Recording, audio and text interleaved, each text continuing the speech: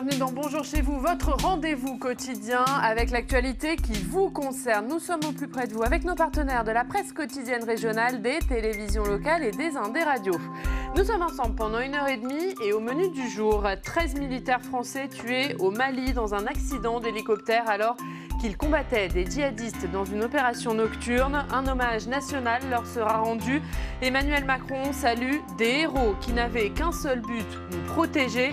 On en parle avec le vice-président de la Commission des Affaires étrangères du Sénat, le sénateur Cédric Perrin. Il est avec nous. Dans une demi-heure, l'invité politique, c'est Valérie Pécresse, présidente de la région Île-de-France, présidente du mouvement Libre. Interview avec la presse quotidienne régionale, représentée ce matin par Stéphane Vernet de Ouest France. Et puis toutes les semaines, vous le savez, nous nous rendons à votre rencontre dans un département. Cette semaine, nous sommes dans les Côtes-d'Armor pour voir où en sont ceux qui ont enfilé un gilet jaune il y a un an. Aujourd'hui, direction l'Oudéac, où des gilets jaunes tentent de mobiliser pour la manifestation du 5 décembre. Et puis enfin, dans le Club des Territoires, notre bande de journalistes qui débattent de l'actu, nous parlerons de la grande mobilisation des agriculteurs, 1000 tracteurs qui ont prévu de converger aujourd'hui vers Paris. Mais avant cela, voici les autres informations de ce mercredi 27 novembre. Édouard Philippe a appelé les parlementaires de la majorité à afficher une grande détermination sur la réforme des retraites.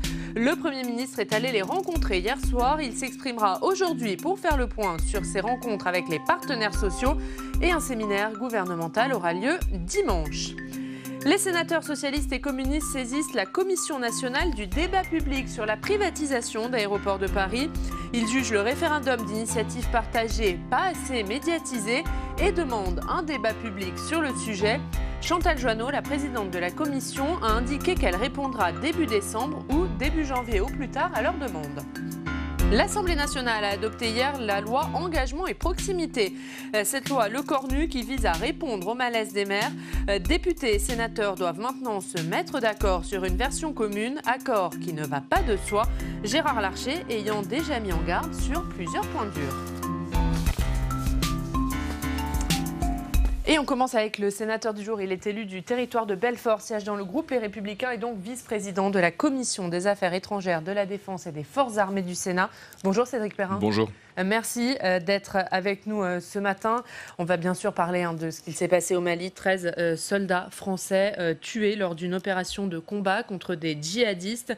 C'était lors d'une opération nocturne. C'est un drame qui a touché la France et sa classe politique. Avant de vous entendre, Cédric Perrin, on va voir l'hommage qu'a rendu le Sénat hier à ces 13 militaires. C'est avec Béatrice Finzan.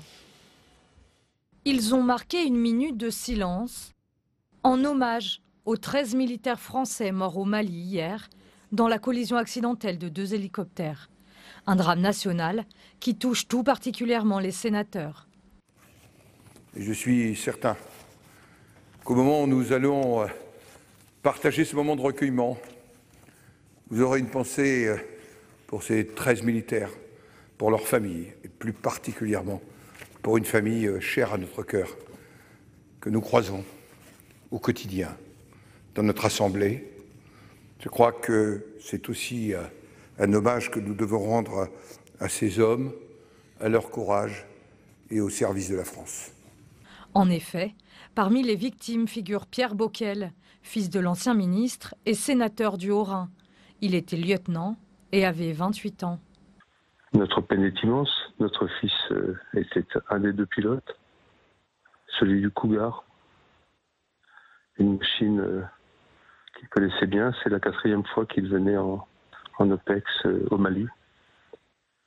Et si j'accepte de vous parler, c'est aussi un peu pour lui rendre hommage, car je n'ai évidemment pas le cœur à cela. Hier soir, une cérémonie était organisée en mémoire de l'ensemble du 5e régiment d'hélicoptères de Pau, avant l'hommage national qui devrait avoir lieu lundi aux Invalides. Cédric Perrin, on voudrait d'abord bien sûr entendre votre réaction au décès tragique de ces 13 militaires français. Écoutez, il n'y a pas de mots pour décrire ce que l'on ressent. Je crois que c'est terrible, c'est un drame. Nous sommes dévastés par une telle nouvelle, évidemment, parce que ce sont des enfants de la République qui sont allés se battre pour notre liberté, au service de la France. Et ils le font avec, évidemment, beaucoup de détermination. Et puis, sont les on en est à 41 victimes dans cette opération Serval et puis Barkhane. Et puis nous sommes évidemment plus particulièrement touchés, nous au Sénat, puisque c'est le fils d'un de nos amis. Moi, Jean-Marie Bockel, c'est un de mes amis et j'allais dire très proche, parce que finalement nous sommes sans cesse ensemble dans des déplacements, dans des rapports. La plupart des rapports que j'ai fait au Sénat ces 5 dernières années, je les ai fait avec Jean-Marie. Elle me parlait souvent de son fils, très souvent, dont il était très fier, mais aussi très inquiet. Je sais que son départ il y a une dizaine de jours pour une nouvelle opération inquiétait l'épouse de Jean-Marie notamment, et voilà, et on a l'impression un peu d'être touché en plein cœur et d'avoir d'être plus particulièrement concerné. Alors évidemment on est toujours concerné parce que ce sont tous des enfants de la France, les 12 et le fils à Jean-Marie également, mais voilà, je suis très très ému parce que j'ai beaucoup d'amitié pour Jean-Marie et pour son épouse Marie-Odile, et que c'est aussi mon voisin, puisque Mulhouse est voisin de Belfort, et que je suis très peiné, mais en même temps très fier du travail qu'il réalise en opération extérieure pour la France et pour notre liberté, ne l'oublions jamais. Et on sent bien votre émotion ce matin, vous le disiez, c'est le plus lourd bilan en opération depuis 36 ans. 41 soldats tués au Mali. Se pose la question, est-ce que la France doit rester au Mali ou pas ? Écoutez, je pense premièrement que cette question ne doit pas être traitée comme ça à chaud. Et puis d'autre part, je pense que la question ne se pose pas vraiment.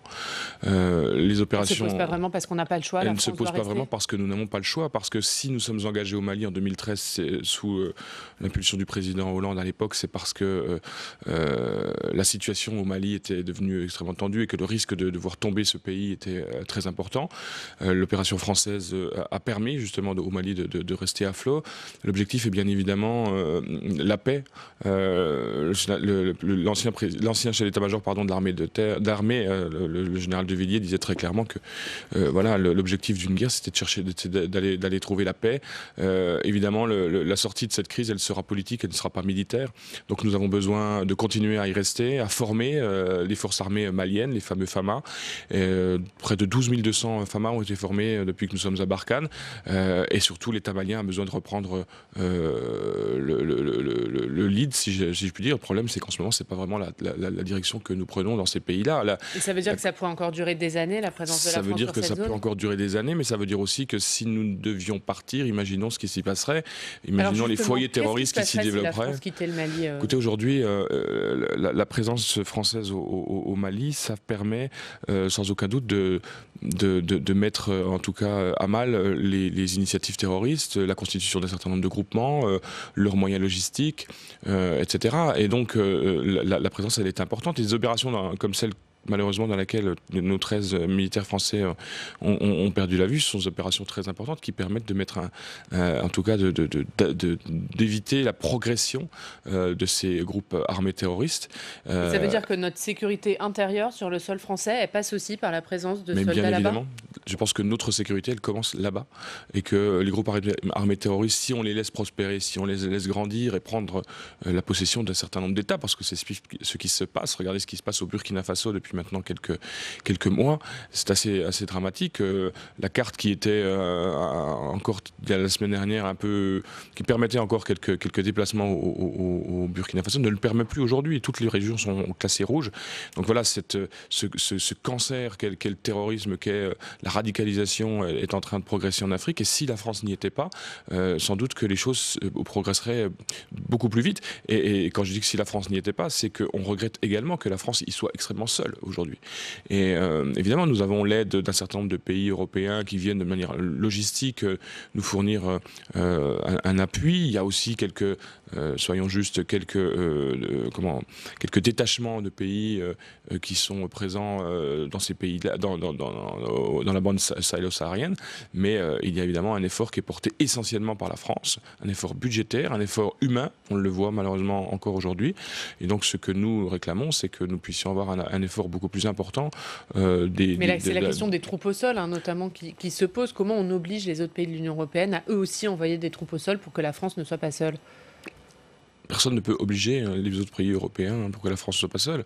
Aujourd'hui, quand était évoquée l'armée européenne, ça n'a pas de sens. Moi, je pense que autant je suis profondément convaincu qu'aujourd'hui nous devons avoir une coopération européenne en matière de défense et d'industrie surtout pour réaliser du matériel ensemble, comme nous le faisons pour le système de combat aérien du futur, comme nous le faisons pour le projet appelé MGCS, qui est le char du futur, comme nous le faisons pour le drone européen, le fameux projet Euromal. Nous devons le faire avec nos partenaires et amis européens, mais il est bien évident que partager la souveraineté sur, par exemple, la bombe nucléaire, c'est quelque chose qui ne se fera pas.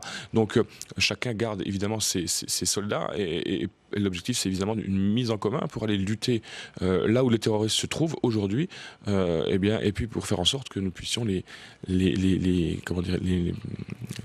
faire diminuer, j'allais dire mettre hors d'état de nuire, c'est l'idéal, mais en tout cas à minima les faire diminuer leur puissance. Mais c'est vrai qu'on parle beaucoup de cette Europe de la défense. Pour vous, ça reste une chimère, cette Europe de la défense ?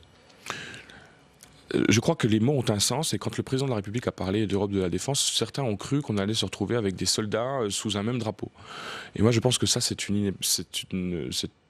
quelque chose, une chimère, vous l'avez dit, peut-être, je ne l'espère pas, mais je ne pense pas. Je pense que c'est très compliqué d'y arriver. En revanche, ce qui est absolument fondamental, c'est que nos pays travaillent ensemble à une Europe industrielle de la défense. Et ça, c'est très important. Et malheureusement, les événements qui se déroulent en ce moment, et on a vu les réactions d'Angela Merkel, c'était dans le journal hier, aux propos réguliers du président de la République sur l'Europe, n'arrange pas les choses. Et donc, on a besoin d'aplanir nos relations avec nos partenaires, et notamment nos partenaires allemands, avec lesquels nous n'avons pas les mêmes objectifs. Aujourd'hui, il faut bien comprendre que lorsque la France s'engage dans un projet industriel tel que l'Euromal, le SCAF ou le MGCS, elle s'engage pour concevoir du matériel qui lui permettra d'entrer en opération extérieure, comme nous le voyons ici au Mali, et donc d'aller utiliser nos matériels dans la bande sahélo-saharienne ou dans d'autres théâtres d'opération. Les Allemands n'ont pas de cette logique-là, puisque eux, historiquement, ils sont plutôt tournés vers une défense militaire que vers une action extérieure. Donc, quand on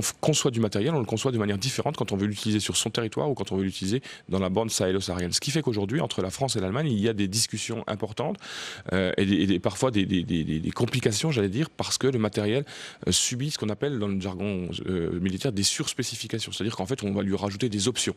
Chacun va vouloir des options supplémentaires.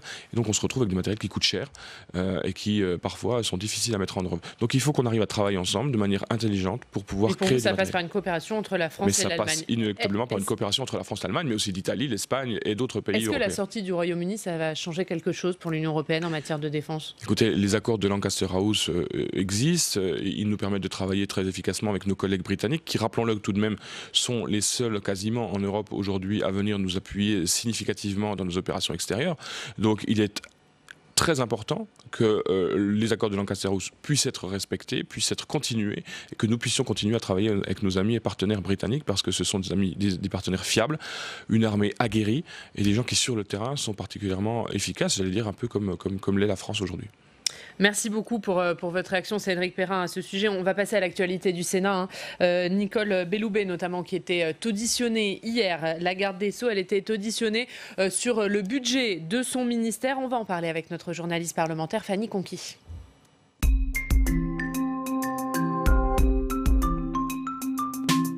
Bonjour Fanny. Bonjour Oriane, bonjour Cédric Perrin.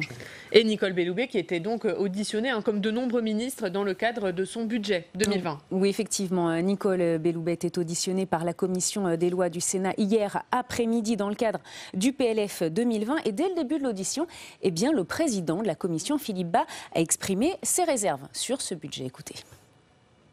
Nous constatons que la programmation budgétaire pour 2020 s'éloigne déjà en partie de ce qu'a voté le Parlement il y a tout juste 6 mois. C'est donc sur une tonalité plutôt réservée que s'ouvre pour nous le débat budgétaire. Alors, on va rappeler quelques chiffres de ce budget de la justice dans le PLF 2020. Un budget de 7 585 millions d'euros. C'est un budget en hausse de 4%, plus 350 millions d'euros donc par rapport à l'année 2019, mais une hausse moins importante que prévue dans la loi de programmation. 4%, on l'a dit, au lieu des 5% annoncés. C'est donc 153 millions d'euros en moins. Et puis enfin, on précise que c'est un budget qui est en hausse tout de même pour la troisième année consécutive. C'était plus 4,5% l'année dernière et puis un budget en hausse en 2018 de 3,9%. Alors par ailleurs, au cours de son audition, la ministre a annoncé que 1520 emplois allaient être créés l'année prochaine. C'est 100 emplois de moins que prévu. Mais sur ces créations de postes, 1000 concerneront l'administration pénitentiaire et puis 384 concerneront les juridictions pour accompagner la réforme de la carte judiciaire. On constate donc que l'augmentation du budget et des créations de postes sont un peu moins élevées que prévu. Mais pour la garde des Sceaux, il ne faut pas y voir un renoncement quant aux ambitions. Écoutez. Cela ne traduit en rien une révision à la baisse de nos ambitions. Il ne s'agit en réalité que d'être conforme à la réalité des situations que nous traitons et que d'ouvrir les crédits de paiement et les emplois dont nous avons besoin en 2020 au vu de l'avancement réel de nos projets. Quelques opérations immobilières pénitentiaires ont en effet pris un peu de retard. Alors au cours de cette audition, la ministre a également été interrogée sur le financement des mesures du Grenelle des violences faites aux femmes et des échanges qui ont parfois été tendus avec les sénateurs et sénatrices de la commission. Vous allez le voir notamment sur la création de centres de prise en charge des auteurs de violences. La ministre a reconnu que cette mesure n'était pas tout à fait budgétée. Écoutez. Je vous ai dit, Monsieur le Premier ministre a parlé d'un appel d'offres qui serait lancé. C'est un point qu'il faut préciser. Je n'ai pas, j'ai répondu, je n'ai pas la précision 24 heures après l'annonce. Voilà. Non. Il y aura un appel. Au moment où je vous parle, je n'ai pas la réponse. Je vous dis, il y aura un appel d'offres. Je ne sais pas exactement comment les choses seront montées.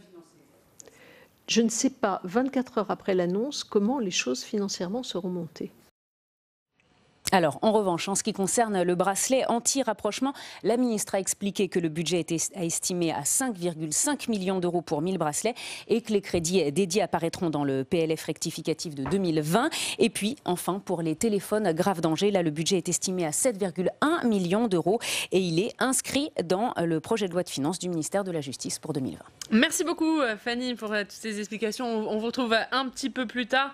On a entendu Nicole Belloubet sur le plan qui a été annoncé par Édouard Philippe lundi, plan de lutte contre les violences faites aux femmes. Et on le voit, si les mesures ont été annoncées, le budget n'est pas tout à fait clair derrière. Écoutez, le vrai sujet, c'est que la ministre a une fois de plus démontré, ça a été dit par un de mes collègues hier en commission, a une fois de plus démontré une habileté à l'usage de la langue de bois. Et le vrai sujet aujourd'hui pour ce gouvernement, c'est la crédibilité gouvernementale. Et une multitude aujourd'hui de sujets sont annoncés, il y a beaucoup de communication, ils sont excellents. Alors là, on peut leur donner vraiment une note parfaite, 20 sur 20 en communication. Le problème, c'est que derrière, il y a énormément de projets qui ne sont pas financés. Et celui-ci en est un. Et il y a beaucoup d'incohérences dans leurs annonces. C'est dommage parce que dans le sujet que vous venez de montrer, vous avez juste coupé au moment où la ministre expliquait qu'il y avait des retards dans l'administration pénitentiaire, dans la construction des maisons d'arrêt, et que ce retard, elle l'expliquait dans la commission, vous ne l'avez pas mentionné, était dû essentiellement à des freins de l'opinion, ou en tout cas je ne sais plus comment elle a exprimé ça, mais des habitants des lieux où on souhaite construire des prisons. Moi, je vous invite, journalistes de Public Sénat, à vous rendre en Haute-Saône, à Lure, et à voir comment la parole gouvernementale est respectée. Je vous rappelle quand même que le président Hollande avait demandé à ce qu'une maison d'arrêt soit construite à Lure. L'administration pénitentiaire a démonté la maison d'arrêt. La population demande une nouvelle construction, une nouvelle maison d'arrêt, parce que ce sont des lieux où il a besoin de créer des emplois et où, évidemment, le service public est peu présent. Eh bien, cet engagement avait été pris à l'époque par Mme Taubira. Eh bien, le gouvernement actuel, Mme la ministre Belloubet, a fait annuler cette création de maison d'arrêt. Donc, on peut expliquer à grand force de communication dans les médias, comme c'est le cas aujourd'hui, qu'il y a des problèmes d'installation parce que les gens n'en veulent pas, mais là, ils en veulent. Donc, je vous invite à aller vous rendre compte sur place et essayer de comprendre où est le vrai problème. Donc pour vous, problème de crédibilité. Bien sûr. On va se rendre comme tous les jours dans une rédaction locale. Cédric Perrin, aujourd'hui, on va retrouver nos partenaires de TV Tour. Bonjour Romain Delville, vous êtes journaliste à TV Tour et vous allez nous parler de Jean-Michel Blanquer qui a délocalisé son cabinet en Touraine pendant 2 jours. En effet, les visites ministérielles s'enchaînent en Indre-et-Loire. Vous le disiez, la dernière en date, c'est Jean-Michel Blanquer qui est resté 2 jours dans le cadre d'un cabinet décentralisé. Alors, le principe d'un cabinet décentralisé, c'est de faire un suivi au plus près des mesures gouvernementales. C'est pourquoi Jean-Michel Blanquer a emmené 15 conseillers dans ses valises qui ont enchaîné justement les rendez-vous à l'inspection académique. Et pendant ce temps-là, Jean-Michel Blanquer, lui, a littéralement entamé une tournée, 9 établissements en 2 jours, les écoles, les collèges, les lycées. Le ministre a sillonné le département du nord au sud. Alors par exemple, à Amboise, il était accompagné de Yann Arthus Bertrand, le photographe, pour présenter des posters éducatifs qui sont créés par la fondation de Yann Arthus Bertrand, des posters qui seront distribués dans quelques semaines dans toutes les écoles de France. Est-ce qu'il y a eu des annonces pendant cette tournée de Jean-Michel Blanquer? Alors, pas vraiment, mais il a salué la ruralité dynamique selon ses mots, et c'est souvent finalement ce qui ressort des nombreuses visites ministérielles cette année. On en compte déjà une trentaine depuis le début de 2019, parce que Tours est à 1h10 en TGV, mais les politiques continuent de garder un peu cette image mythique du Jardin de la France. Ça, c'est pour la visite de Jean-Michel Blanquer. Demain, une autre visite, et pas des moindres, hein, c'est celle d'Édouard Philippe.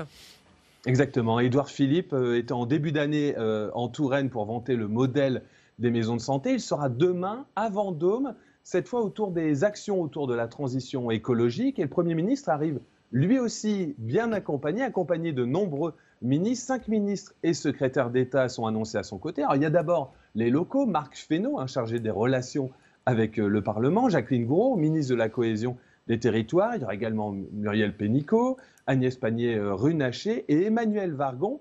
Alors au programme, la visite du lycée Ampère, où une formation sur les nouvelles motorisations électriques et hybrides va être mise en place à la rentrée 2020.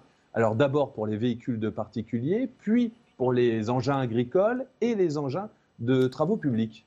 Alors pourquoi autant de ministres? Pourquoi à Vendôme? Oui, parce que le pays vendômois fait partie des 17 territoires pilotes du CTE, le contrat de transition écologique. Alors, le contrat a été signé à la mi-septembre et regroupe 26 actions au service de la transition écologique. Alors, parmi ces actions, je vous le disais, il y a les futurs BTS du lycée Ampère, mais également la construction d'une école à énergie positive ou encore la plantation de 7 km de haies, environ 10 000 arbres sur l'exploitation d'un éleveur bovin. Alors, le but dans ce cas, c'est bien sûr de faire revenir les insectes et les oiseaux qui ont déserté la plaine. Le financement du CTE dans le pays vendômois approche les 8 millions d'euros, issus d'une synergie entre des partenaires privés, l'État, la région Centre et le département de Loir-et-Cher.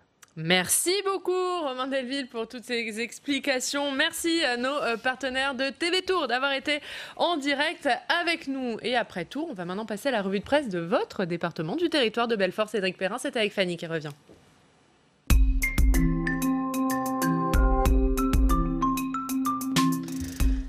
Et Fanny, on commence avec l'Est républicain. Oui, vous allez le voir, on commence avec l'Est républicain et on parle de General Electric. Et on parle plus précisément du Cybelle, une nouvelle aventure industrielle. Vous allez le voir le 29 novembre. Le collectif d'innovation industrielle de Belfort qui regroupe des salariés, des patrons, des sous-traitants, des étudiants qui réfléchissent à des projets innovants pour la région, présenteront donc ces projets devant la Chambre de commerce et d'industrie de Belfort. Et comme c'est écrit dans l'article, c'est une manière de redonner un peu de couleur à l'industrie locale. Et on va enchaîner avec le 3. C'est un site de décryptage de l'actualité du Nord-Franche-Comté. Oui, effectivement. Alors on le sait, lundi, le Premier ministre a présenté une quarantaine de mesures dans le cadre du Grenelle contre les violences faites aux femmes. Eh bien, le territoire de Belfort s'engage aussi. La commission départementale du territoire de Belfort a signé une convention avec l'hôpital Nord-Franche-Comté, la préfecture, la police et la gendarmerie pour que les femmes victimes puissent porter plainte depuis l'hôpital. Ce sont les gendarmes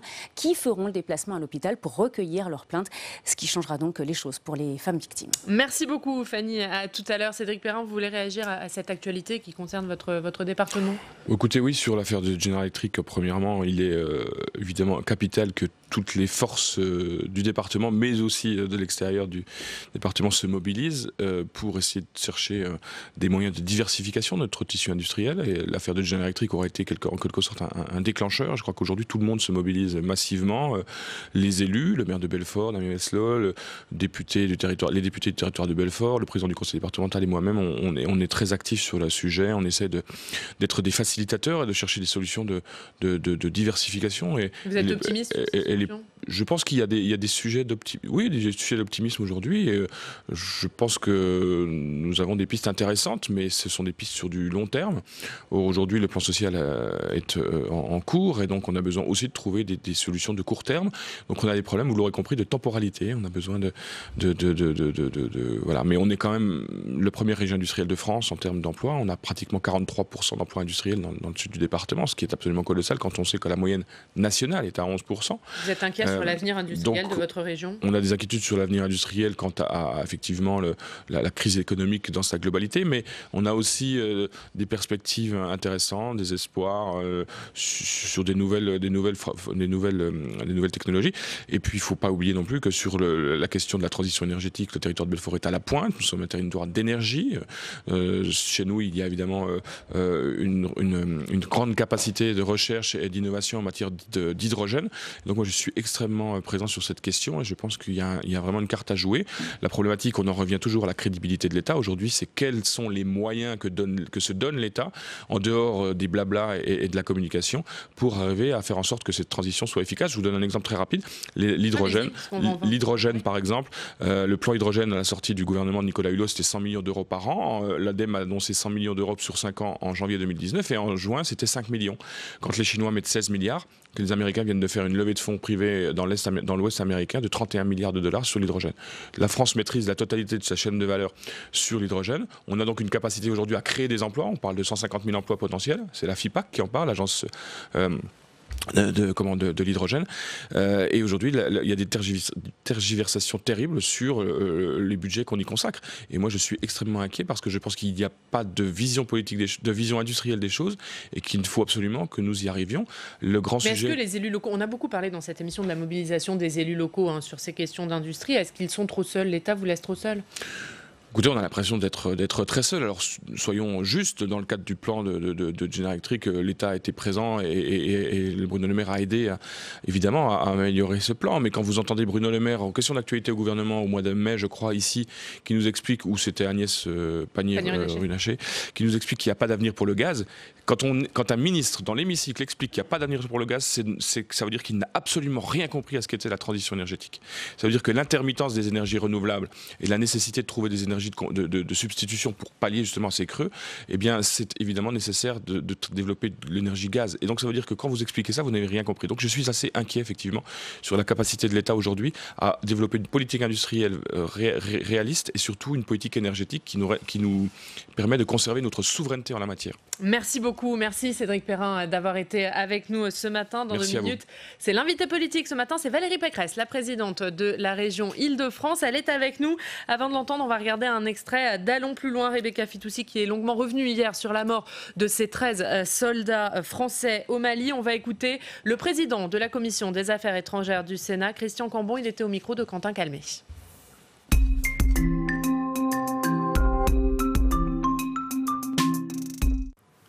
Monsieur le Président Cambon, on a vu cette émotion aujourd'hui au Sénat. L'atmosphère est toujours particulièrement lourde à l'heure où on se parle.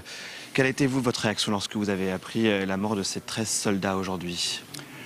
C'est une grande émotion parce que, en tant que président de la Commission de la Défense, j'ai en charge de contrôler comment les choses se passent là où nos 4500 hommes des OPEX sont engagés.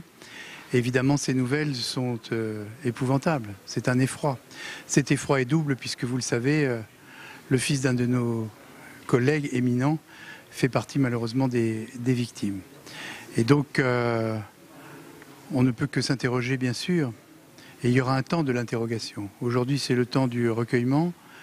Et en pensant aux familles, aux enfants, car souvent ce sont des jeunes hommes qui laissent des familles en état de désespérance. On a senti le président Larcher aussi ému à la tribune lorsque la séance a été ouverte à 14h30.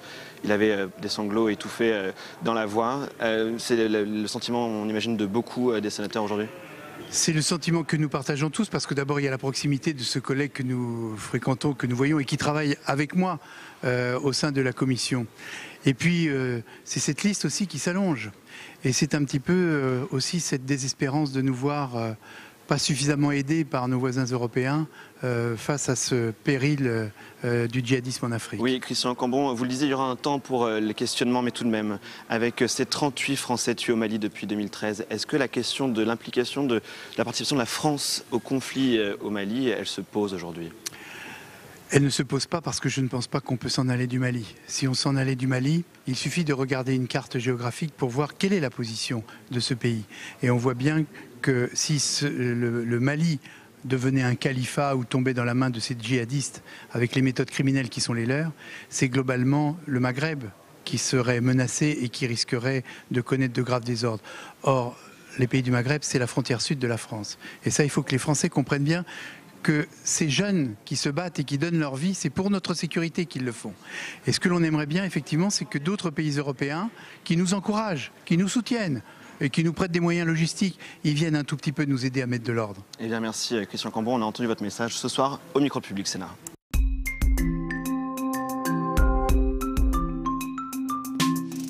Et notre invitée politique ce matin, c'est Valérie Pécresse. Bonjour. Bonjour. Merci d'être avec nous, présidente de la région Île-de-France, présidente du mouvement Libre. Et vous publiez ce livre. Et c'est cela qui change à tout. C'est un livre d'entretien avec Marion Van Rentergem. On va en parler plus tard. C'est aux éditions Robert Laffont. Nous sommes ensemble pendant 25 minutes pour une interview en partenariat avec la presse quotidienne régionale représentée par Stéphane Vernet. Bonjour Stéphane. Bonjour. Qui dirige le bureau parisien de Ouest France. Valérie Pécresse, on va bien sûr commencer avec cette triste actualité. 13 soldats français tués au Mali dans un accident d'hélicoptère. C'était lors d'une opération nocturne pour combattre des djihadistes. Vous êtes rendu au Mali à la rencontre de ces soldats de l'opération Barkhane. C'était il y a quelques mois. Quelle est votre réaction à la mort de ces soldats ? Bien, comme tous les Français, je crois que je suis bouleversée par ces hommes si courageux qui ont fait le sacrifice de leur vie pour sauver les valeurs auxquelles ils croyaient, auxquelles nous croyons tous. Et je crois que la reconnaissance de la France est immense à leur égard. Et je pense que nous avons tous, ce matin, depuis hier, une pensée pour leur famille, pour leurs proches et pour leurs frères d'armes. Effectivement, je me suis rendue à Gao, voir la force Barkhane il y a quelques mois, avec Christian Cambon. Et j'ai, à l'époque, déjà salué leur courage. Vous savez, j'entends certains dire il faut retirer les forces françaises du Mali. Mais ce serait une fatale erreur. Quand on y va, quand on voit la situation, quand les militaires vous exposent le danger djihadiste aujourd'hui dans cet immense pays du Mali, qui est vraiment, vous le voyez, il est situé à une zone totalement stratégique entre le Maghreb et toute l'Afrique occidentale francophone. On comprend qu'aujourd'hui, il faut absolument stopper cette expansion djihadiste et que la présence de la France est totalement indispensable et en même temps, elle se fait au péril de la vie de nos soldats. Ça veut dire que notre sécurité ici dépend de notre intervention là-bas ? Absolument. Notre sécurité ici dépend de notre capacité à sécuriser le continent africain. Il y a de toutes les façons, et on le sait bien, aujourd'hui une urgence africaine pour l'Europe, une urgence de co-développement et une urgence de stopper l'avancée de toutes ces idéologies qui sont des idéologies terroristes et meurtrières et qui visent à tuer la civilisation que nous représentons. Le sénateur Cambon le disait à l'instant, tout comme vous, la France ne peut pas s'en aller du Mali. La question, c'est y rester combien de temps ? Je ne peux pas répondre à cette question.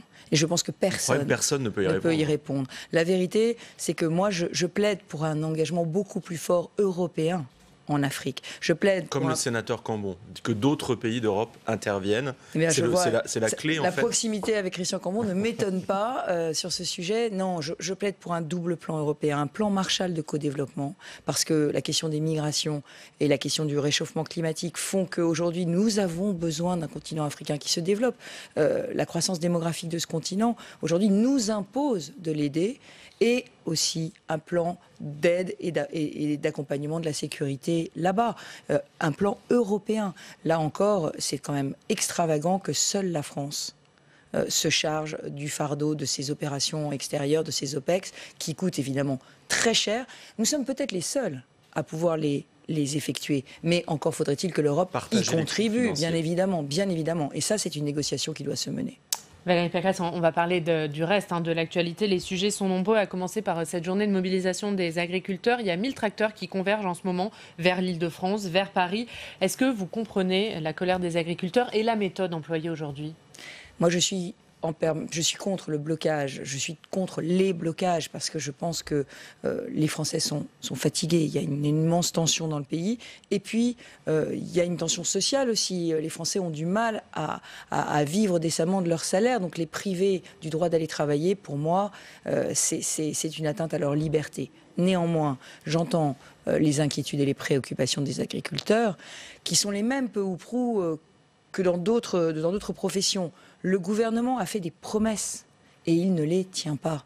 Moi, j'appelle le gouvernement à tenir ses engagements. Quand on vote une loi où on dit qu'on va aider puissamment l'agriculture, on doit être au rendez-vous. Et le gouvernement n'est pas à ce rendez-vous. Vous savez que l'Île-de-France, paradoxalement, est une très grande région agricole. Ce que les gens ne savent pas, 75% du territoire de l'Île-de-France, c'est des forêts et des champs. Et donc nous avons, nous aussi, puissamment aidé nos agriculteurs pour essayer de passer à une transition écologique qui doit se faire au bénéfice des exploitations agricoles. Les agriculteurs peuvent devenir vraiment des acteurs de la transition écologique à condition d'être aidés vers les énergies renouvelables, vers la méthanisation, vers le solaire, et aussi vers une production beaucoup plus saine, mais ça nécessite vraiment qu'on les aide. Je pense aux zones de non-traitement. Vous voyez, les pesticides présentent un danger, c'est l'ANSES qui le dit, l'agence sanitaire qui le dit, mais établir des zones de non-traitement aux pesticides, ça va coûter. Donc on ne peut pas laisser les agriculteurs seuls face à cette transition écologique.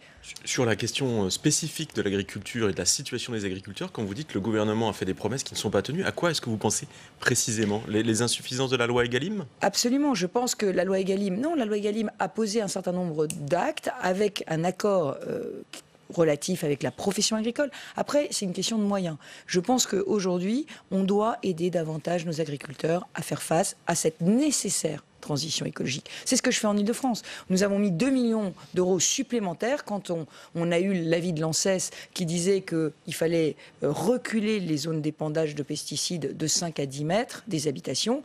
On est une zone très agricole, mais on est une zone très urbaine aussi, très urbanisée. Donc tout de suite, j'ai dit, si l'ANSES le dit, on va le faire, mais on va aider les agriculteurs. Et on va se réunir pour savoir qu'est-ce qu'on fait sur ces bandes qui vont être laissées en friche. Parce que les friches, ça devient des dépôts sauvages, ça devient des terres inutiles. Donc évidemment, il faut qu'on ait ce dialogue et ça coûte de l'argent d'aider nos agriculteurs. Par ailleurs, moi je suis favorable à ce qu'on mette en place des barrières environnementales aux frontières. Nous ne pouvons pas laisser rentrer en France des produits qui ne respectent pas du tout les normes qu'on impose à nos agriculteurs. Ça, c'est totalement injuste et je comprends la colère des agriculteurs sur ce point. Autre sujet, autre colère, c'est lié à la réforme des retraites. Édouard Philippe, hier, a rencontré les parlementaires de la majorité. Il affiche sa détermination et leur demande de faire de même. Est-ce qu'il a raison d'être aussi déterminé ? Cette réforme, c'est une réforme qui est insaisissable. Nous avons, quand j'étais au gouvernement et quand j'étais dans la majorité, nous avons fait 3 réformes des retraites. Nous les avons menées à bien, mais parce que nous avons dit la vérité aux Français. Nous avons agi dans la transparence et la clarté. Nous leur avons dit quels efforts... aux Français ? Non, il ne leur dit pas la vérité. Il ne leur dit pas quels efforts ils doivent faire. Il doit leur dire la vérité. On doit savoir si on va devoir travailler ou non plus longtemps. Parce que ça, pour l'instant, c'est très flou. Et on doit savoir aussi quels vont être les avantages qui vont être reniés. Parce que je suis désolée de vous dire qu'il peut y avoir des réformes qui sont très injustes. Le gouvernement parle des privilégiés. Est-ce que les femmes qui ont élevé 3 enfants sont des privilégiés? Il faut savoir qu'une femme qui a élevé 3 enfants a une majoration aujourd'hui de retraite de 20%. Mais 80% des femmes qui ont eu 3 enfants ont, à un moment donné de leur carrière, arrêté de travailler ou se sont mises à temps partiel. 80%. Alors, elles ne l'ont pas fait parce qu'elles savaient qu'elles auraient une majoration de retraite. Mais néanmoins, vous savez, il y a des choix de vie qu'on fait. Et ces choix de vie, on les fait en fonction d'un environnement, en fonction de règles du jeu. Donc c'est une réforme qui va pénaliser notamment les mères de famille. Je n'en sais rien. Le gouvernement doit nous le dire. Il faut qu'il nous dise la vérité sur cette réforme. Aujourd'hui, il avance masqué et je pense que c'est très anxiogène et ça contribue à coaliser contre cette réforme tous les Français en réalité. Édouard Philippe devrait s'exprimer à l'issue du Conseil des ministres aujourd'hui. Est-ce que vous pensez justement qu'il va préciser enfin un certain nombre de choses ? Ou alors, est-ce qu'on va devoir attendre une quinzaine de jours pour avoir des annonces, comme le disait hier sur ce plateau Gilles Legendre, par exemple ? Franchement... C'est quoi ce tempo, en fait ? C'est maintenant ou il faut encore attendre ? Je vais vous dire, la logique, c'est qu'il y a des élections municipales en mars. Le gouvernement ferait mieux de gouverner la France plutôt que de faire de la petite tactique politicienne pour essayer d'avoir des bons résultats au municipal. Parce qu'en réalité, c'est ça qui est en jeu. C'est ce qu'ils sont en train de faire, vous pensez ? Je pense qu'il y a des arrière-pensées. Parce que Jean-Paul Delevoye, ça fait 2 ans qu'il travaille. Donc je pense qu'il a une copie à présenter. Le corps a donné les chiffres des déficits des retraites. Donc on a aujourd'hui sur la table l'essentiel du diagnostic. Le problème, c'est que le gouvernement ne veut pas se dévoiler. Et vous savez, quand c'est flou, il y a un loup. Il faut absolument qu'il dise la vérité, qu'il agisse en clarté. Parce que sinon, évidemment, personne ne peut soutenir une réforme qu'on ne connaît pas. Et pour vous, ça se fera après les municipales, pas dans 10 ou 15 jours? Et moi, j'ai une énorme crainte sur un blocage général, parce que, et je le dis dans mon livre, vous savez que j'ai réformé l'université. Cette réforme que Nicolas Sarkozy avait voulu était une réforme très difficile. On n'a pas du tout utilisé la même méthode que le gouvernement. On a utilisé une méthode d'abord de concertation, comme le gouvernement, mais ensuite on a mis sur la table ce qu'on voulait, et puis après on a négocié des améliorations. Mais il faut d'abord mettre une copie sur la table. On ne peut pas négocier avec des syndicats sans mettre une copie sur la table. Va-t-on travailler plus longtemps ? Bien sûr, il faut qu'on travaille plus longtemps. Va-t-on tenir compte de la pénibilité de certains métiers ? Va-t-on mettre fin aux régimes spéciaux ? Mais dans quel calendrier ? Aujourd'hui, on nous dit on va négocier par profession. Il n'y a rien de plus injuste que de négocier par profession. Parce qu'il y a des professions, à la SNCF, à la RATP, les cheminots, qui peuvent bloquer le pays. Donc eux, ils auront une marge de manœuvre pour négocier. Donc les autres, régimes spéciaux, qui eux ne peuvent pas bloquer le pays, on va leur supprimer leur régime, on ne supprimera pas celui de ceux qui peuvent bloquer le pays. Ça veut dire que c'est le blocage qui va être payant ? On ne connaît pas. Voilà, je demande au gouvernement de clarifier ses intentions, de nous dire la vérité, parce que tant qu'on ne la connaît pas, on ne peut pas se positionner, et c'est très anxiogène. Par rapport à cette crainte du blocage, est-ce que vous pensez que même, mettons, si le gouvernement clarifiait ses positions aujourd'hui ou d'ici cette fin de semaine et disait les choses très clairement, est-ce que c'est encore possible d'éviter un affrontement majeur le 5 décembre, compte tenu de l'état de tension du pays ? Moi, je ne veux pas le blocage du pays. Donc j'attends du gouvernement qu'il fasse des gestes. On peut encore l'éviter ? Vous pensez que c'est encore possible ou c'est déjà trop tard ? Mon intime conviction, et là encore je l'exprime dans mon livre, c'est que la fin des régimes spéciaux, nous aurions dû la proposer pour les nouveaux entrants. Pourquoi ? Parce que, là encore je vous le dis, changer les règles du jeu en cours de route, c'est très compliqué. Vous avez des personnes qui ont travaillé 20 ans, 30 ans, qui n'ont pas mis d'argent de côté parce qu'ils avaient calculé que leur retraite suffirait pour vivre. Enfin, vous voyez, on fait des choix de vie en fonction d'une règle du jeu. Alors, il va déjà falloir annoncer aux Français une très mauvaise nouvelle, c'est que compte tenu de la démographie du pays, il va falloir travailler plus longtemps. Déjà, c'est une très mauvaise nouvelle, mais je pense que si l'objectif c'est de sauver sa retraite, les Français sont prêts à faire cet effort, avec la prise en compte des métiers pénibles.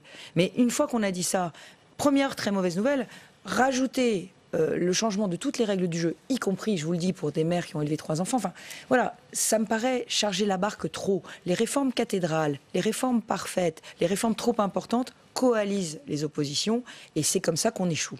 Un mot sur la proposition de loi de Bruno Retailleau, qui veut instaurer un service minimum obligatoire, quitte à réquisitionner des grévistes. Ce sont des propositions que vous avez déjà portées, vous, depuis de nombreux mois. Est-ce que c'est le moment de remettre ce genre de propositions sur la table, selon vous ? Est-ce que Bruno Retailleau a raison de le faire ? D'abord, dire que moi, je souhaite que le service minimum soit fait par la RATP et la SNCF la semaine prochaine. Je l'ai dit devant une délégation de la CGT que j'ai vue hier en gare de Juvisy. Je leur ai dit... Donc la semaine prochaine, quitte à réquisitionner des grévistes pour qu'il y ait un service Aujourd'hui, il y a un contrat qui lie la région de France Mobilité avec la SNCF et la RATP, dans lequel le service minimum est une obligation contractuelle de la SNCF et de la RATP. Donc moi, je demande à la SNCF et à la RATP de respecter cet engagement. Et comment on fait s'il y a trop de grévistes ? Ils le font aujourd'hui. Vous savez que la RATP fait un formidable travail. Ils font conduire les trains par des cadres du siège qui acceptent de venir pour l'image de l'entreprise et pour que la qualité de service de l'entreprise ne soit pas abîmée lorsqu'il y a des grèves. Donc il faut savoir qu'il y a un formidable travail qui est fait sur la base du volontariat pendant les grèves pour faire fonctionner le service minimum. Et moi, j'attends ce service minimum. Et si ce service minimum n'est pas fait, j'attends qu'on rembourse. Parce que la SNCF a remboursé lors de la dernière grève uniquement les usagers des grandes lignes. Il y a 4,5 millions de personnes qui prennent les transports en commun tous les jours en Ile-de-France. Ils ont aussi le droit au remboursement si le service minimum n'est pas fait. Et puis, je pense qu'il est temps de négocier une loi sur le service garanti. Mais là où je ne rejoins pas forcément Bruno Retailleau, c'est que je pense qu'il faut qu'on convainque les syndicats qu'aujourd'hui, au XXIe siècle, on ne peut plus avoir des grèves aussi conflictuelles. Ça n'est pas possible.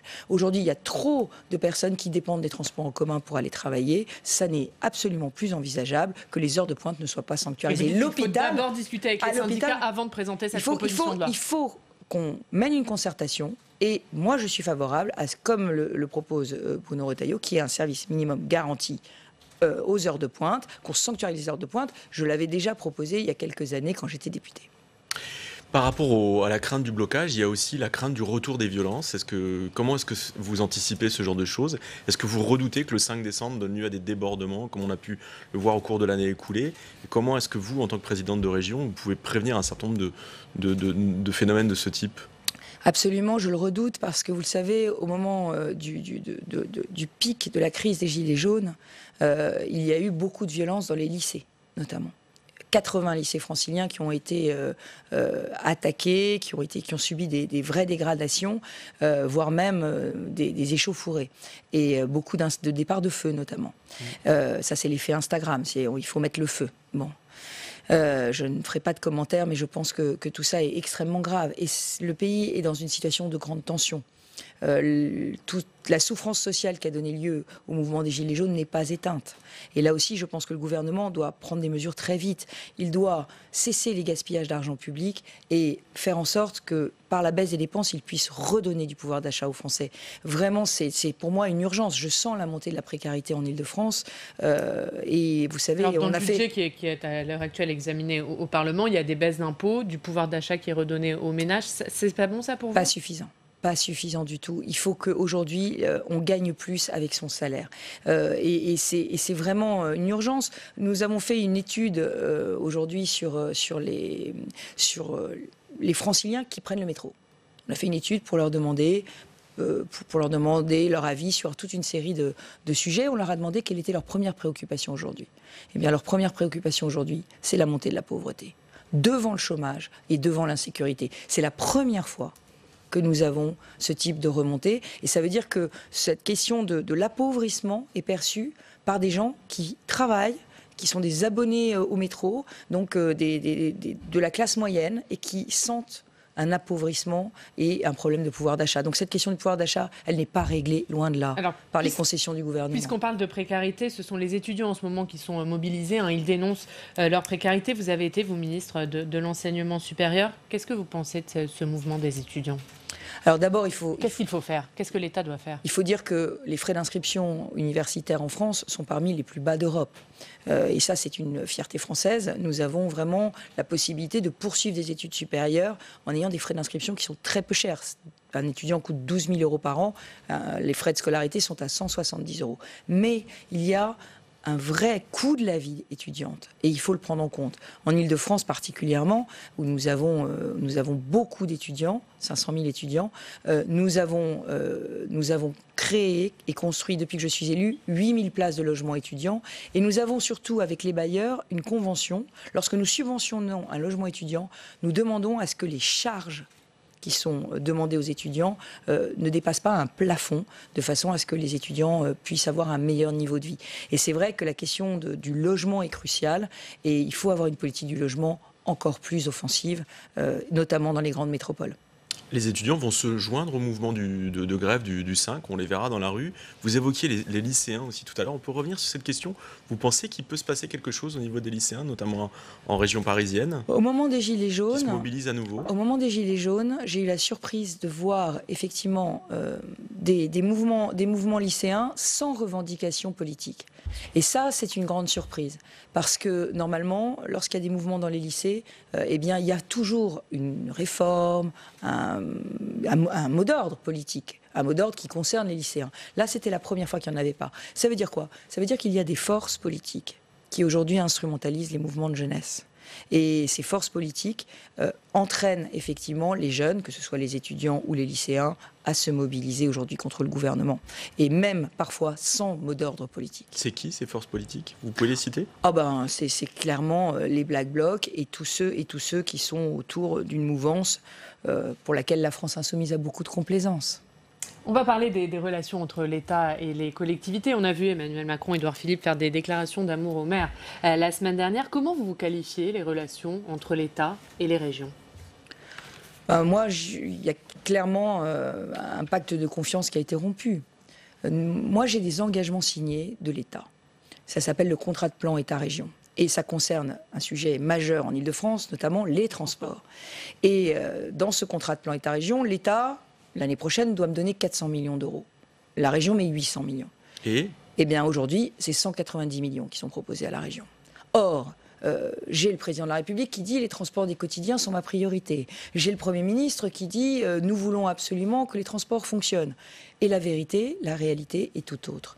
Donc nous sommes en crise. Il y a discours et les actes ne suivent pas. Nous sommes en crise de confiance totale. L'État ne remplit pas ses engagements. Et je suis désolée de le dire, là encore, c'est faute de courage. Au lieu de supprimer les gaspillages d'argent public et de se mettre vraiment au travail pour faire des économies là où on gaspille, et je suis prête à le prouver dans mon livre, j'explique où l'État gaspille l'argent, eh bien, au lieu de récupérer cet argent et de le mettre sur les investissements stratégiques. Les transports sont stratégiques pour toutes les régions de France. C'est le désenclavement, c'est le développement économique, c'est l'emploi, c'est la dynamique. Et donc, nous avons besoin de cet argent. Nous avons des sous-investissements de la SNCF depuis 30 ans sur tous les transports du quotidien. Alors, on ne peut pas parler et faire le contraire. Et le décalage entre les actes et les mots du gouvernement est totalement délétère. On va parler de votre livre, justement. Vous l'avez dédié à Jacques Chirac. Vous commencez par ça à Jacques Chirac. C'est l'occasion aussi pour vous de revenir sur la relation qui vous unissait. Comment aujourd'hui vous projetez dans un futur politique, dans un paysage qui a profondément évolué. Le livre vous permet aussi de prendre cette distance-là. Alors c'est un livre qui raconte beaucoup des coulisses de la politique, c'est vrai, et notamment comment Jacques Chirac m'a appris par exemple à embrasser. Bon, je laisse les futurs lecteurs l'occasion de le découvrir. Mais c'est vrai que je raconte évidemment comment Jacques Chirac a beaucoup influencé ma vie politique, mais je raconte aussi Nicolas Sarkozy avec des relations très tumultueuses que nous avons eues, qui aujourd'hui sont beaucoup plus apaisées, mais qui ont été parfois très tendue. Et je raconte aussi la droite, comment la droite est arrivée dans l'impasse dans laquelle nous sommes aujourd'hui, et comment desserrer cet étau entre Marine Le Pen et Emmanuel Macron. C'est même le début de votre livre. Vous expliquez pourquoi vous avez quitté les Républicains, pourquoi à ce moment-là. Il y avait besoin de l'expliquer? Bah oui, mais vous savez, il y a un moment, on ne peut pas se laisser piétiner sans réagir. Quand Laurent Wauquiez a démissionné des Républicains, je me suis dit que oui, enfin, nous allions avoir un débat sur la ligne, savoir quelle droite nous voulions incarner, comment on pouvait être à la fois fort sur le régalien, mais en même temps pro-entreprise, pas contre les privatisations, contrairement à ce que les Républicains ont pris comme position récemment, pas en niant le réchauffement climatique. Vous voyez, donc je pensais qu'on allait pouvoir avoir ce débat sur la ligne et réincarner une droite moderne, une droite en prise avec les vrais défis. Est-ce que vous voulez faire, vous, une droite moderne? Qu'est-ce que c'est une droite moderne? Mais une droite moderne, c'est une droite qui est dans son époque et qui voit les défis de son époque. Je parle beaucoup du défi migratoire, mais j'ai peut-être un regard très singulier sur cette question de l'immigration, parce que dans ma région, aujourd'hui, un enfant sur deux qui naît a un parent qui est né à l'étranger. Un enfant sur deux. Donc la question de l'intégration, la question du patriotisme, la question du rêve français sont des questions cruciales. Et quand j'entends le président de la République nous dire on va lutter contre le communautarisme, je lui dis mais avant de lutter contre le communautarisme, essayons peut-être de porter un projet de cohésion nationale, un projet de francisation. C'est quoi être français aujourd'hui ? Le mot francisation, c'est le mot que les Québécois utilisent quand ils reçoivent des migrants chez eux et quand ils les accueillent pour justement que leur langue ne disparaisse pas, que leurs valeurs ne disparaissent pas, que leur mode de vie ne disparaisse pas. Donc il y a toute une réflexion à avoir, mais une réflexion sur la France d'aujourd'hui. Et la laïcité est au cœur aussi de mes réflexions. Dans votre livre, vous clarifiez, si nécessaire, s'il y avait besoin, votre position vis-à-vis d'Emmanuel Macron. Vous dites d'ailleurs qu'il vous a contacté au moment des européennes, mais vous précisez que jamais vous ne le rejoindrez. Est-ce que, une fois que cette clarification vis-à-vis d'Emmanuel Macron est faite, il ne faut pas clarifier votre position vis-à-vis des Républicains? Quelle est aujourd'hui votre place à droite? Mais je crois que si nous voulons réincarner une alternance crédible à Emmanuel Macron, il faut que nous allions récupérer tous les électeurs que nous avons déçus. Et pour cela, je pense qu'il faut une droite sur 3 piliers. Une droite conservatrice, c'est les LR, ils occupent cette place, et ils l'occupent, et il faut qu'ils continuent à l'occuper. Un centre qu'il va falloir faire revenir vers nous, et puis une droite moderne. Et cette droite moderne, j'assume, elle est plus écologique, elle est plus laïque, elle est aussi plus féministe. Parce que, pardon de vous dire que la place des femmes aujourd'hui, Vous en parlez beaucoup d'ailleurs dans votre livre. Hein. Mais et de votre difficulté à vous imposer en politique en étant une femme. Vous dites même d'ailleurs que c'est ça qui vous a donné envie de faire de la politique. Absolument, mais j'ai jamais voulu jouer ma petite victime. Donc je n'ai jamais raconté tous les coups fourrés, toutes les embûches, tous les obstacles qu'ils m'ont mis. À la fois mes amis et mes adversaires, pour empêcher mon arrivée à la tête de la région Île-de-France. Et avant cela, ma nomination comme ministre. Je raconte comment Claude Allègre a essayé d'intriguer pour prendre ma place, comment j'ai été finalement sauvée par l'intervention de Nicolas Hulot, qui ne me connaissait pas, mais qui était contre, évidemment, Claude Allègre sur ses positions contre le réchauffement climatique. Je raconte comment, quand j'ai voulu me présenter à la tête de l'Île-de-France, on a dit « mais on ne va pas investir une nana, comment on m'a fait des coups montés incroyables, qui auraient pu se terminer devant la justice. Enfin, on m'a accusé d'avoir causé un accident de voiture et de m'être enfui. Enfin, voilà. Donc je raconte tout ça, et je raconte à la fois la violence de ce milieu, mais aussi en même temps mon envie de continuer. Parce que beaucoup de femmes qui ont lu le livre me disent merci de l'avoir écrit. Des femmes qui s'engagent dans les municipales, des femmes qui s'engagent dans les départements, dans les régions, parce qu'elles vivent la même chose que moi au quotidien. On leur dit, vous avez couché pour réussir, comme m'a demandé Laurent Ruquier dans ma première émission politique. Vous voyez, on leur dit ça. Donc il faut témoigner. Dernière question, Stéphane. Les Républicains pilotés par Christian Jacob, aujourd'hui, ça peut devenir la droite moderne que vous appelez de vos voeux. Et est-ce que vous reviendriez chez les Républicains? C'est envisageable ou Mais moi, je suis prête à rassembler autour de moi. J'ai aucun problème avec ça. Mon sujet, c'est rassembler autour de mes idées. Donc il faut que les Républicains viennent à vous et non pas l'inverse. Non, mais je vous explique. Moi, j'ai écrit 330 pages d'idées. Eh bien, j'attends que quelqu'un au LR fasse le même travail. Et j'attends aussi de savoir quelle est leur réaction. Bruno Retailleau aussi, il a écrit un livre avec ses propositions, ses idées. Eh bien, Bruno est comme moi, il a été empêché de se présenter à la présidence des Républicains lui aussi. Donc le sujet aujourd'hui, c'est quelle est la droite qu'on veut? Est-ce que c'est la droite de Bruno Retailleau? Est-ce que c'est la droite de Valérie Pécresse? Est-ce qu'on peut faire un programme commun? C'est pas la même droite. Il y a une synthèse possible? Ah non, c'est pas les mêmes propositions. Il y a une synthèse possible? Il faut une synthèse à un moment donné, mais la question, c'est autour de quelles idées. Et moi, je le dis vraiment, je pense qu'en matière économique, la droite se fourvoie à ne plus être libérale. Et je le dis, quand on va voter avec la France Insoumise contre la privatisation du concessionnaire d'Aéroports de Paris, parce qu'on ne privatise pas l'aéroport, bien évidemment, hein, on donne en gestion privée l'Aéroport de Paris, moi je voudrais comprendre pourquoi les Républicains ont pris cette position. Pardon de le dire, mais l'aéroport de Lyon est sous gestion privée, l'aéroport de Nice est sous gestion privée, l'aéroport de Gatwick est géré par l'entreprise Vinci, entreprise française. Donc je voudrais savoir, une opposition de principe ou bien une méfiance vis-à-vis d'Emmanuel Macron parce qu'il pourrait faire une mauvaise privatisation. Ça, c'est autre chose. Mais une opposition de principe avec la France Insoumise, c'est pas ma droite. Et pour en savoir plus, c'est dans votre livre, Valérie Pécresse. Et c'est cela qui change à tout. C'est aux éditions Robert Laffont. Merci d'avoir été avec nous ce matin. Merci Stéphane. Demain, votre place, on le précise, c'est un autre président de région. C'est Renaud Muselier, président de la région Sud, Provence-Alpes-Côte d'Azur et nouveau président des régions de France. Et on passe tout de suite au Club des territoires. La Mutuelle nationale territoriale, la mutuelle des agents des services publics locaux, vous présente le Club des territoires. Engie, acteur engagé dans la transition zéro carbone des régions, vous présente le Club des territoires.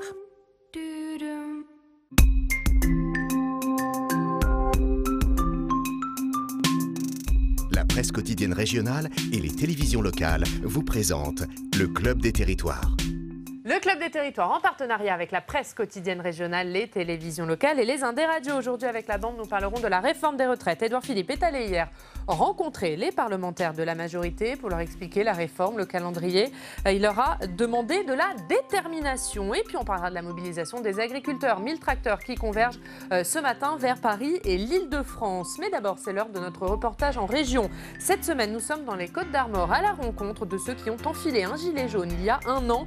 Aujourd'hui, direction Loudéac avec des gilets jaunes qui sont passés des ronds-points au débat. Ils veulent faire des propositions, mais vous allez le voir, ils souhaitent quand même une convergence des luttes et tentent de mobiliser pour le 5 décembre. Regardez ce reportage de Cécile Sixiou et Jonathan Dupriez.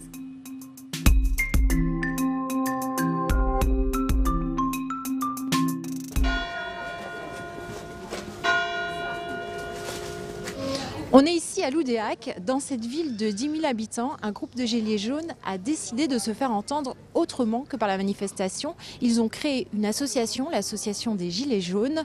Je vous propose d'aller rencontrer Fabrice Huet, le président de cette association. Un peu de lecture, ça fait pas de mal. Un petit peu de lecture? Non, merci. C'est pas un programme politique. Non, mais... Non. Bonjour Fabrice. Bonjour. Alors Fabrice, je vous vois là, vous donnez de la lecture aux gens qui passent sur ce marché. Qu'est-ce qu'il y a dans vos tracts? En tant que Gilets jaunes, on a décidé de rejoindre le mouvement de l'appel à la grève interprofessionnelle du 5 décembre. Donc nous sommes là pour tracter, pour faire prendre conscience aux gens qu'il va être temps de bouger un peu. Alors ce mouvement du 5 décembre, c'est à l'appel des syndicats. Normalement, les Gilets jaunes, vous ne répondez pas forcément aux manifestations des syndicats.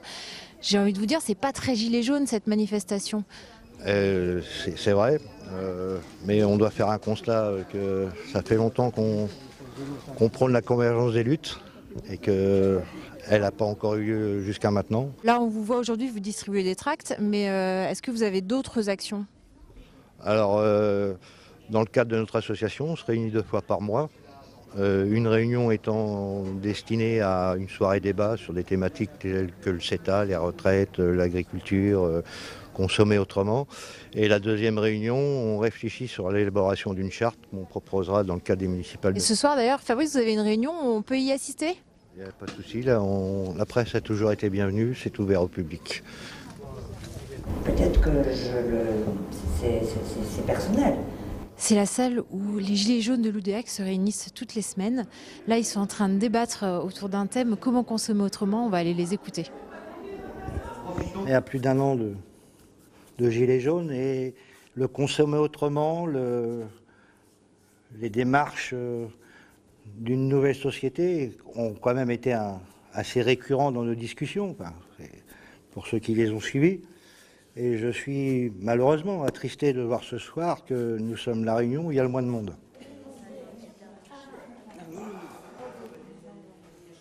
Alors Fabrice, il y a 1 an, vous étiez sur les ronds-points, vous manifestiez. Aujourd'hui, vous organisez des débats ici. Organiser ces débats, c'est une façon d'être plus crédible, d'être mieux entendu. Les ronds-points, les manifs, on ne les regrette pas, on les assume, mais on doit maintenant se faire être une force de proposition. Parce qu'on revendique beaucoup de choses, mais il va falloir maintenant qu'on propose réellement les choses, parce que de toute façon, on ne nous les apportera pas sur un plateau. Qu'est-ce que ça vous apporte, en fait, ces réunions, ces débats? À la connaissance de sujets qu'on pense connaître, puis qu'on s'aperçoit qu'on ne maîtrise pas forcément. Donc, ce qui nous permet, au bout du compte, de mieux réagir, d'être plus fort dans nos propositions, plus crédibles. Parce que si on va devant nos élus en proposant des choses qui ne sont pas tout à fait exactes, ils sauront nous remettre en place. L'enjeu désormais pour ces Gilets jaunes, c'est de transformer ces débats en propositions. Et c'est ce qu'ils font. Ils ont mis en place une charte de 10 propositions qu'ils vont soumettre aux candidats des élections municipales dans une dizaine de communes autour de Loudéac. L'idée, c'est d'apporter plus de démocratie locale et de justice sociale. C'est une manière aussi constructive de faire perdurer le mouvement des Gilets jaunes. Voilà pour ce reportage de Cécile Sixou et Jonathan Dupriez. On va en parler avec vous, messieurs. Bonjour. Bonjour. Merci d'être avec nous et rebonjour Fanny. Rebonjour. On va parler avec vous tout à l'heure de la colère du monde agricole. Mais d'abord, ce reportage sur les Gilets jaunes. Alors c'est vrai qu'on a beaucoup parlé de ces samedis de manifestations, mais les Gilets jaunes, eh bien, ils ne se résument pas à ça. On le voit d'ailleurs dans ce reportage. Ils continuent à faire des débats, des propositions sur différents thèmes. Et on entend ce Gilet jaune dans le reportage dire les ronds-points, les manifs, on les assume, mais aujourd'hui, on veut être force de proposition. Est-ce que ce mouvement des Gilets jaunes, il s'est transformé ou finalement, c'est ça les Gilets jaunes depuis un an ? Ça se modifie un peu, c'est vrai. Les revendications, on l'a vu en Bretagne, autour des ronds-points. Là, on voyait Loudéac, on peut parler de Saint-Malo, on peut parler de Rennes. Il y a une volonté peut-être de modifier les revendications non plus comme des casseurs, parce qu'ils veulent absolument être dissociés, notamment des Black Blocs. On l'avait vu au moment des grosses tensions, y compris en Bretagne. Aujourd'hui, il y a vraiment une volonté d'explication. Aller dans les centres commerciaux, comme on l'a vu dans les grands centres rennais, pour aller au-devant de la population, pour dire que voilà, la précarité est toujours là, malgré les 13 milliards donnés ou entrepris par le gouvernement, ça ne suffit pas, on n'en voit pas vraiment le juste retour des choses. Voilà un petit peu la tonalité aujourd'hui. Jean-Philippe de Rosier, il parle dans ce reportage de propositions et finalement disent que la prochaine étape, c'est peut-être les municipales. Est-ce que les Gilets jaunes, c'est un mouvement qui peut se transformer électoralement ou comme on l'a vu aux européennes, finalement, c'est pas possible, ça restera un mouvement ça reste possible, mais à condition de se structurer. La force et la faiblesse des Gilets jaunes, c'est qu'ils sont éclatés, dispersés et représentent ainsi au mieux la société civile. Ils sont partout, tout le temps, et c'est ce qui fait leur durée, mais c'est ce qui fait aussi leur difficulté à eux, c'est-à-dire la structuration, l'organisation interne. Ils n'ont pas véritablement deux porte-parole uniques, ils n'ont pas un collectif qui permet de construire un programme et porter des idées qui ont ensuite un échange, un dialogue avec le gouvernement et avec la population. Et cela, effectivement, les municipales vont permettre de commencer la structure, parce que ça va être des petites structures dans différentes municipalités, ils vont pouvoir s'organiser, présenter des listes, et s'ils obtiennent effectivement des élus, ils peuvent avoir un impact. Pourquoi est-ce qu'ils n'ont pas marché aux européennes? Déjà, parce que les listes étaient nationales, donc c'était une autre envergure. Il y avait foultitude de listes des Gilets jaunes qui se revendiquaient, plus ou moins les Gilets jaunes n'étaient pas véritablement visibles. Là, s'ils arrivent à créer une organisation plus claire, plus transparente, plus perceptible pour les citoyens et les électeurs, alors oui, ça peut tout à fait fonctionner. On le voit dans ce reportage que certes, ils veulent faire des propositions, mais ils continuent, ils vont tracter sur les marchés, notamment pour mobiliser en vue du 5 décembre. Est-ce qu'une convergence des luttes peut avoir lieu sur cette réforme des retraites? Mais la difficulté, c'est que, et c'est le cas depuis le début, il y a autant de revendications que de gilets jaunes. Il n'y a pas d'uniformité de revendications dans ce mouvement. Certains sont très politisés, d'autres beaucoup moins, et on sent bien que même un an plus tard, il y a pour certains presque simplement l'envie de se retrouver entre copains, parce qu'il y a des amitiés qui sont nées sur les ronds-points. Il y a 3-4 semaines, j'en ai croisé c'était Halloween, ils étaient déguisés au bord d'un rond-point. Il n'y avait plus de revendications, mais il y avait un bon moment entre copains, le plaisir de se retrouver. Donc voilà, certains probablement, et en fonction de leur profession, de leur parcours politique, etc., seront tentés d'aller manifester avec ceux qui vont défiler autour de cette réforme de retraite. D'autres non. On en reste sur ce caractère très hétérogène. Allez, on va parler de cette réforme, justement, des retraites. Cette mobilisation du 5 décembre, mobilisation contre cette réforme des retraites, journée de tous les espoirs pour les syndicats, journée de tous les dangers pour l'exécutif. Édouard Philippe, Agnès Buzyn et Jean-Paul Delevoye se sont rendus hier à la rencontre des parlementaires de la majorité. On va écouter Gilles Legendre, c'est le patron des députés de La République En Marche. À la sortie de cette rencontre, il était au micro de Nathalie Guilloire. Ce que je peux vous dire, c'est que la majorité qui était toute représentée ici, Sénat et Assemblée, est extrêmement déterminée pour que cette réforme soit réussie. Le fait qu'elle soit réussie implique qu'on ne relâche rien de l'attention que nous portons aux forces syndicales et aux Français, et pour écouter ce qu'ils ont à nous dire, et pour, évidemment, leur expliquer en quoi consiste la réforme et en quoi c'est une réforme fondamentale pour notre pays qui va améliorer très fortement le sort de nos concitoyens. Édouard Philippe, Olivier Auguste qui a appelé les parlementaires à la détermination sur cette réforme. Est-ce que c'est une réforme qui peut sérieusement faire tanguer la majorité? Ah oui, forcément, et je crois qu'on voit bien que la majorité commence à se préparer, pas tellement au 5, mais au 6, au 7, au 8, au 9. Le jeudi 5, les gens vont s'organiser, il y aura du télétravail, ceux qui ne peuvent pas télétravailler vont, s'ils le peuvent, poser un jour de congé, etc. Ensuite, le vendredi, le week-end arrive, mais si le mouvement dure fortement à partir du lundi, c'est là où on va vraiment rentrer dans quelque chose de beaucoup plus compliqué simplement pour chacun d'entre nous pour se rendre à son travail, et que là on va rentrer dans la bataille d'opinion et on voit bien que le gouvernement et la majorité depuis quelques jours sont totalement rentrés là-dedans en désignant, même si le mot n'est pas utilisé, mais les grévistes de la RATP, la SNCF comme des privilégiés sur les modalités de leur retraite, sur le coût de leur régime, etc. Ça, c'est pour préparer le rapport de force, puisque si le mouvement commence à durer, l'important pour le gouvernement va être de s'assurer que l'opinion publique, globalement, est plutôt derrière lui et dit il ne faut pas céder, plutôt que de dire maintenant ce bazar, ça suffit, et lâchons ce qu'il faut lâcher aux grévistes pour que le mouvement s'arrête. Gilles Legendre, qui était sur ce plateau hier, disait que les annonces, ça serait d'ici une quinzaine, une vingtaine de jours.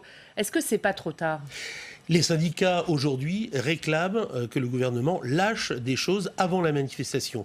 Au regard de la réunion d'hier soir du Premier ministre Édouard Philippe, qui dit qu'il faut avoir une grande fermeté, une volonté d'anticiper plutôt que de subir, on voit qu'il va y avoir un rapport de force à un moment ou à un autre, parce que les syndicats veulent avant la manifestation, la grande manifestation du 5, le gouvernement prévoit de lâcher, aller dans les 15 jours peut-être, ou les 3 semaines à venir. On va bien voir que cette grève qui est annoncée comme reconductible va certainement perdurer. Jean-Philippe de Rosier, on voudrait avoir votre éclairage sur cette proposition de loi de Bruno Retailleau. Des blocages sont annoncés pour la journée du 5 décembre, et Bruno Retailleau, il propose il dit qu'il faut que la RATP, la SNCF garantissent un service public, quitte à réquisitionner des grévistes. Est-ce que c'est constitutionnel ou pas, cette proposition de loi ? Il y a déjà une loi sur le service minimum qui avait été adoptée à l'ère de Sarkozy et qui avait poussé l'arrogance de certains à dire aujourd'hui en France, quand il y a une grève, tout le monde le sait mais personne ne s'en aperçoit. De là à aller jusqu'à faire de la réquisition, ça me semble effectivement sur le plan constitutionnel un petit peu problématique, parce que réquisition, travail forcé, le raccourci est assez droit. Après, encore une fois, on peut beaucoup discuter, mais tant qu'on n'a pas les modalités du texte, ça devient toujours difficile de voir. Mais le doute est permis.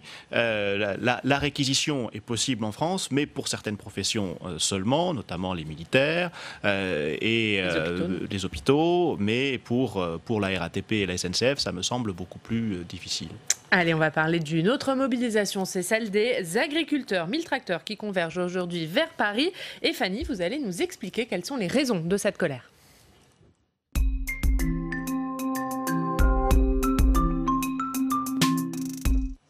Oui, effectivement, après 2 mobilisations le mois dernier en octobre, la FNSEA et les jeunes agriculteurs se mobilisent à nouveau ce mercredi. Vous l'avez dit, 1000 tracteurs doivent converger vers la capitale ce matin, des tracteurs qui viennent notamment des Hauts-de-France, de Normandie ou encore du Grand Est. Alors, je vous propose de rappeler quelques chiffres sur le malaise des agriculteurs. Tout d'abord, regardez, une enquête Santé publique France estime que le taux de suicide chez les agriculteurs est 20% supérieur à celui de la population générale. On compte un suicide d'agriculteurs tous les 2 jours. Et puis en ce qui concerne les revenus agricoles, ils sont parmi les plus bas en France, 350 € par mois pour 30% des agriculteurs. Alors aujourd'hui, les agriculteurs posent une question simple. La France a-t-elle encore besoin de ses paysans? Et ils demandent des réponses concrètes à Emmanuel Macron. La mobilisation aujourd'hui vise à exprimer leur mécontentement sur plusieurs points, sur l'agribashing, sur les traités de libre-échange, sur les mesures réglementaires qui, selon eux, plombent la performance des exploitations, mais aussi sur la loi Egalim. Les syndicats réclament aux distributeurs et industriels un revenu décent pour les agriculteurs. Alors on rappelle que cette loi Egalim, elle a été votée il y a tout juste 1 an. C'est donc la loi agriculture et alimentation. Son objectif au départ, rééquilibrer les relations entre agriculteurs et distributeurs, assurer une meilleure rémunération des agriculteurs. Mais fin octobre, un rapport sénatorial sur le suivi de l'application de cette loi Egalim a été présenté et le bilan montre que la loi n'a pas forcément les effets escomptés. Tout d'abord, parce que même si elle est modérée, il y a une inflation qui concerne notamment les produits alimentaires. Et puis malgré la hausse du CRP et le seuil de revente à perte, eh bien, le revenu des agriculteurs n'a pas forcément augmenté. Les gagnants du dispositif, ce sont les distributeurs, les grandes surfaces. Et je vous propose à ce sujet d'écouter Anne-Catherine Loisier. C'est une des sénatrices, auteure de ce rapport sénatorial. Elle était sur le plateau de Public Sénat le 30 octobre dernier. Certes, il y a eu une inflation modérée, mais une inflation tout de même qui se traduit par une augmentation des produits alimentaires et qui ne se traduit pas par une meilleure rémunération des producteurs. Et c'est bien là que le bât blesse. Le SRP et les systèmes de promotion ne servent pas à conforter la rémunération des producteurs. Alors, les sénateurs ont déposé une proposition de loi pour, je cite, corriger les effets pervers de la loi Egalim. Ils espèrent un examen au Sénat fin janvier et un vote définitif tout début printemps. Merci Fanny pour ces explications. Jean-Philippe de Rosier, est-ce que la loi Egalim, finalement, c'est la goutte d'eau qui a fait déborder cette colère des agriculteurs ? Oui, c'est tout à fait possible. Leur colère ne date pas de la loi Egalim, elle est plus ancienne. On a déjà vu des mobilisations d'agriculteurs et c'est parfaitement compréhensible. Fanny a rappelé les conditions dans lesquelles ils vivent. C'est aberrant. 350 € par mois pour 30% d'entre eux. Je ne vois pas comment est-ce qu'on pourrait survivre. Et donc, ils sont confrontés à de multiples difficultés qui ne sont pas de leur ressort, parce qu'ils sont tributaires du temps, des conditions climatiques, des maladies de leurs élevages parfois. Et donc, tout cela alimente cette grogne. Et effectivement, quand il y a cette loi Egalim qui est plutôt à tendance libérale, qui favorise, comme vous l'avez dit, les grandes surfaces au détriment des producteurs, des paysans, ils n'en peuvent plus, quoi. Et c'est donc parfaitement compréhensible. Et Olivier Auguste, l'agriculture, c'est justement la une de l'opinion ce matin. Comment la France est tombée dans l'agribashing ? Oui, parce qu'il y a cette dimension économique qui est très difficile, mais qui malheureusement n'est pas nouvelle.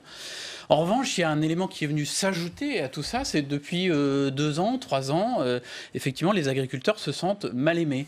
La France, les consommateurs ont un peu perdu cette idée, ce lien entre les produits qu'ils achètent sur le marché, en grande surface, qui sont, il faut quand même le dire, le rappeler, en France, des produits d'abord qu'on trouve sans difficulté. Ça semble idiot de dire ça, mais c'était quand même la première mission qu'on a donnée aux agriculteurs après-guerre, c'est de nourrir les Français, et ils y sont parvenus. Ensuite, ce sont des produits sains, ils sont extrêmement contrôlés, il n'y a aucun problème de sécurité alimentaire dans ce pays. Et quand il y a des scandales, on se souvient des histoires de lasagne au cheval, etc., d'abord ils sont détectés, ce qui prouve bien qu'il y a un système qui fonctionne. Ensuite, ce ne sont pas des problèmes sanitaires, c'est des problèmes de tromperie sur la marchandise, mais personne n'est mort de ça. Et puis globalement, on trouve des produits qui sont à des prix abordables. Mais les Français ont un peu oublié tout ça, ils font plus tellement le lien entre le yaourt, le steak qu'ils achètent, et puis les agriculteurs qui sont derrière, qui ont fourni du travail, qui ont mis du cœur à tout ça, qui ont respecté des tas de normes, on en parlait tout à l'heure, et on leur en ajoute de plus en plus pour des raisons qui sont bonnes et compréhensibles, notamment environnementales. Donc ils ont affaire avec tout ça, et ils ont l'impression que tout ce que l'opinion retient d'eux, c'est qu'ils passent leur temps à épandre des pesticides dans les champs et à maltraiter des animaux. Ce qui est évidemment, ces phénomènes existent, mais ça ne représente pas la profession dans son entier. Ils ont l'impression qu'on ne les voit plus que comme ça. Et tout ça, c'est à lire aujourd'hui dans l'opinion, Olivier Auguste. Stéphane Beignet, en Bretagne, c'est une région où la colère des agriculteurs est forte et c'est une région où elle se manifeste depuis longtemps, finalement, cette colère agricole. On va dire depuis toujours. Il faut dire que la région Bretagne est la première région agricole de France. C'est le premier département laitier. On sait que selon les années, les prix et les filières vivent plus ou moins bien ou plus ou moins mal la tendance du marché. La mobilisation a toujours été présente. On pourrait remonter du temps d'Alexis Gourvenec dans le Finistère, qui était le créateur de la SICA, où vraiment il y avait même un contre-pouvoir. C'était à l'époque du général de Gaulle. Mais aujourd'hui encore, pour cette crise, il y a des manifestations.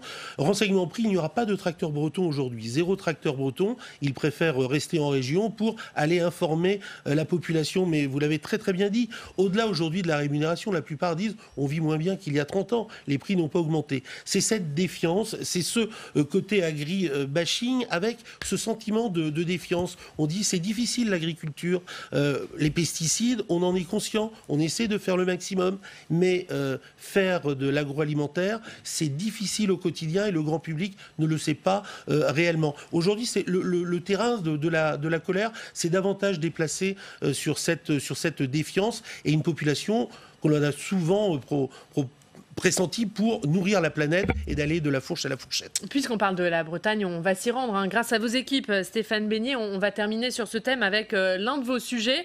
Un sujet sur la place des femmes en agriculture. Un quart des exploitations agricoles seulement en France sont dirigées par des femmes. Et vous allez le voir qu'au sein d'une association, un groupe de femmes a été créé pour mieux répondre aux besoins spécifiques de ces femmes en agriculture. C'est une démarche qui est également soutenue par le département. On va regarder ce reportage des équipes de TVRN.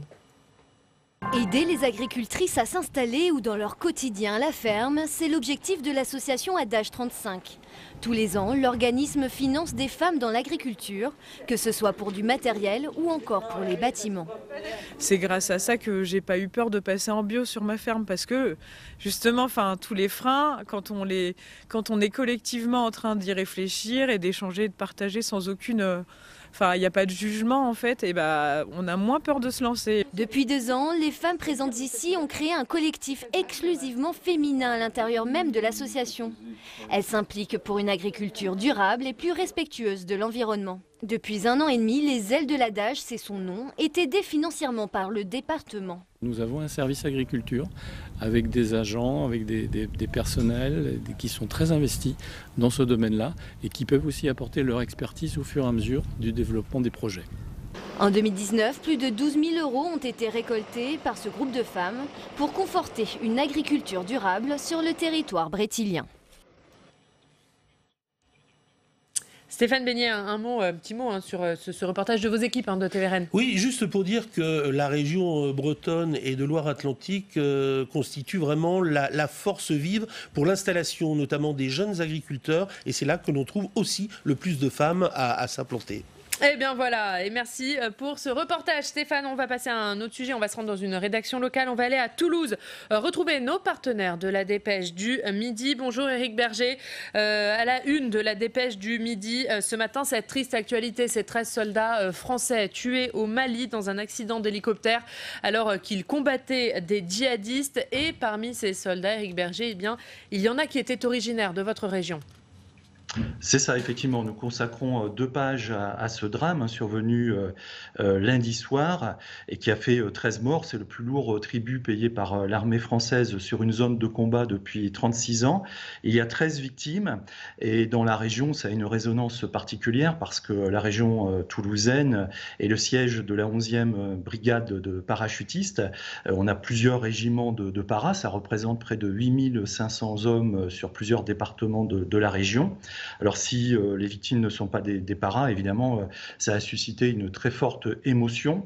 Parmi les 13 victimes, il y a effectivement 2 militaires qui étaient originaires de la région toulousaine, plus exactement du Lot et Garonne, l'un de Villeneuve-sur-Lot et l'autre d'un village proche d'Agen. Ça a suscité forcément dans ce département une vive émotion. C'était 2 militaires qui étaient rattachés au régiment d'hélicoptères de combat de Pau. Au-delà de l'émotion, on évoque également dans ce dossier la situation au Mali et l'opération Barkhane. On a un article qui a été réalisé par un de nos journalistes qui s'était rendu il y a quelques mois au Mali et qui nous explique qu'on est dans le cadre d'un conflit sans front, un conflit assez difficile. Et c'est un peu également ce qu'explique une experte, une spécialiste de l'Afrique que l'on a interviewée, Leslie Varenne, qui est responsable d'un institut de veille de relations internationales, l'IVRIS, et qui nous dit qu'on est vraiment dans le cadre d'un conflit sans fin, où il n'y a pas vraiment de vainqueur définitif et que la solution ne pourra pas être que militaire dans le cadre de cette opération au Mali. L'autre actualité à la une ce matin de la Dépêche du Midi, Éric Berger, ce sont ces étudiants qui manifestent contre la précarité, mobilisation nationale qui avait lieu hier.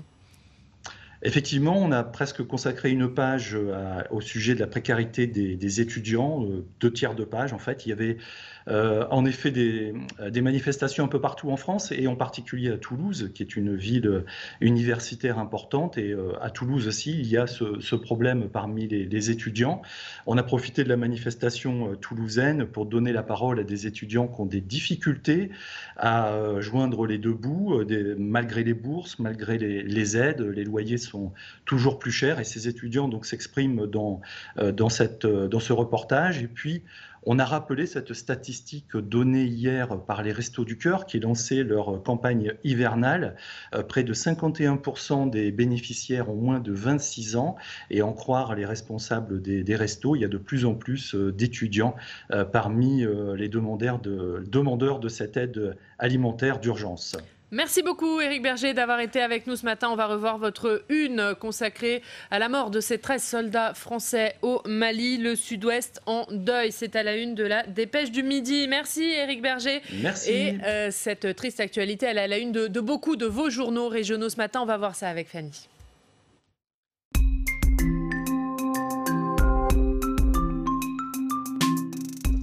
Et Fanny, on commence avec le Dauphiné libéré. Oui, effectivement, à la une de la presse régionale ce matin, évidemment, ce drame qui s'est produit en opération extérieure. 13 soldats français qui sont donc décédés lundi au Mali. Et vous le voyez en une du Dauphiné libéré, vous allez le voir, c'est 13 portraits de soldats qui sont donc morts pour la nation. Le Dauphiné libéré nous rappelle qu'il s'agit d'une des plus grandes pertes pour l'armée française depuis 1983. On sait aussi qu'un hommage national leur sera rendu. On a appris ce matin que cet hommage aura lieu lundi. Et c'est également cette actualité à la une de la République des Pyrénées. Oui, vous allez voir la République des Pyrénées avec cette photo et ce titre, l'hommage de Pau aux militaires morts au Mali. Parmi les 13 soldats, 7 venaient du régiment d'hélicoptères de combat de Pau.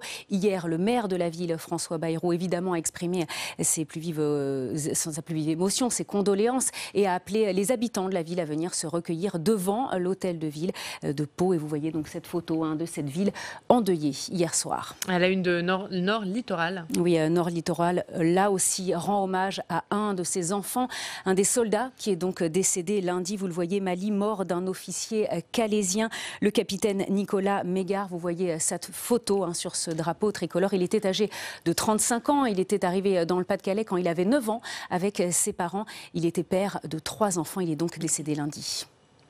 Et on termine avec l'Alsace, là aussi l'émotion en Alsace. Oui, effectivement, vous voyez cette photo de ces hélicoptères en opération extérieure, mais vous voyez aussi et surtout cette photo, ce portrait de Pierre-Emmanuel Bockel. C'est un des soldats qui est décédé donc lundi au Mali et c'est le fils du sénateur et ancien ministre Jean-Marie Bockel. On le sait, hier, le Sénat et Gérard Larcher ont respecté une minute de silence, ont rendu hommage à ces soldats morts au combat. Il y a eu évidemment une pensée particulière pour la famille Bockel. Merci beaucoup Fanny pour cette revue de presse. On va terminer avec vos actualités. Messieurs, on va commencer par vous, Stéphane Beignet, TVRN. 2 actualités. D'abord, le premier prix de l'inclusion en Ille-et-Vilaine et c'est sous le marrainage de Muriel Pénicaud. Oui, c'est vrai que c'est quelque chose de très très important. Le département de l'Ille-et-Vilaine avec l'Union des entreprises 35 a été l'un des premiers à signer au niveau national cet accord et c'est suivi une très très belle réunion justement où 5 prix ont été décernés. Alors le prix du handicap, le prix de la mixité, le prix également pour intégrer des migrants. En tout cas, c'était une belle soirée. On a vraiment bien vu que les différences avaient un réel talent. Et on voit les images sur notre antenne. Et puis deuxième actualité, c'est plus léger, ce sont les transmusicales de Rennes. Ah, c'est une véritable institution, cette édition des transmusicales lancée en 1979 par un véritable trio, Béatrice Massé, Jean-Louis Brossard et leur compère Hervé Bordier. Il faut dire que ce festival a toujours voulu être un dénicheur de talent. Si je vous dis Stéphane Eicher, si je vous dis Jamiroquai, si je vous dis Björk, si je vous dis Marquis de Sade, si je vous dis Étienne Dao, Moondog ou encore bien d'autres, je pourrais citer Ben Harper ou Kezia Jones, eh bien ils ont tous été révélés. Et puis Nirvana, que personne ne connaissait, vraiment le Liberté de Rennes à l'occasion de cette année 1991 avait complètement vibré au son de Nirvana. Il n'était pas connu et on sait vraiment quel essor a pu prendre ce groupe. C'est du 4 au 8 décembre, c'est en Bretagne, à Rennes. Alors Vraiment. la programmation de cette année, du coup. Vous avez Dites-nous. d'ailleurs, l'album, voilà, vous avez tous les noms. Alors vous savez, il n'y a jamais de nom ronflant dans ce festival parce que le talent vient après. Et c'est d'ailleurs ça qui a fait la force des transmusicales. Contrairement à certains rendez-vous où on assoit un festival avec des noms, les transmusicales ont pris la donne contraire et c'est quelque chose qui est payant puisque le festival va fêter sa 41e édition. Eh bien voilà, et donc rendez-vous à Rennes, messieurs. On ira Fanny. si on trouve un train. Voilà, bah oui, c'est vrai que du 4 au 8 décembre, ça va être compliqué de trouver un train. Mais il faut y aller. voiture. Le 4 Voilà, décembre, c'est ça. c'est bon. Bon Il n'y a pas courage. encore de grève. Il faut y aller avant. Allez, tous à Rennes du 4 au 8 décembre pour ces transmusicales de Rennes. On va revoir la une de l'opinion. Olivier, Auguste, on en a parlé. Comment la France est tombée dans l'agribashing. C'est à lire aujourd'hui dans votre journal, Olivier. Merci, messieurs, d'avoir été avec nous. Merci, Fanny. Merci, Oriane.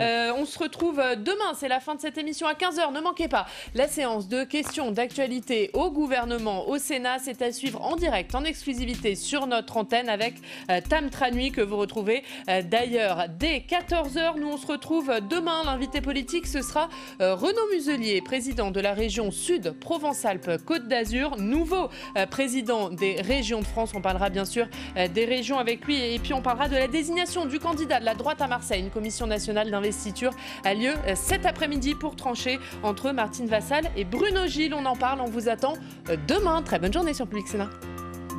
La presse quotidienne régionale et les télévisions locales vous ont présenté le Club des Territoires.